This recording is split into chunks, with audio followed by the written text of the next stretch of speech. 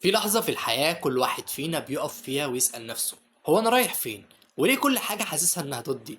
اللحظة دي هي نفس اللحظة اللي بدأ منها سانتياغو راعي الغنم في كتاب الخيميائي، وكان حلمه بسيط يلاقي كنز. بس الرحلة علمته إن الكنز مش دايما بيبقى دهب، الكنز الحقيقي بيكون جواك أنت، في الصبر اللي اتعلمته، في التعب اللي واجهته، في كل مرة وقعت وقمت. الكتاب ده مش قصة، الكتاب ده رحلة كل واحد فينا لما بيحاول يفهم هو مين وليه بيعمل اللي بيعمله. الخيميائي بيقولك لو عندك حلم كمله للآخر، حتى لو الناس ضحكت عليك، حتى لو الطريق وجعك، لأن ربنا دايما بيساعد اللي ما بيستسلمش. سانتياغو فضل يدور في كل حتة لحد ما اكتشف إن الكنز الحقيقي كان تحت رجليه من الأول.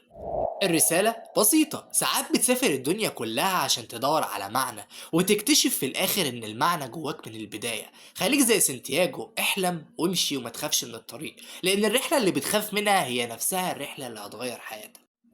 هتلاقيني سايب لك اسم الكتاب في أول كومنت، ولو عجبك الفيديو ياريت تعمل لايك للفيديو وسبسكرايب للقناة وتفعل الجرس.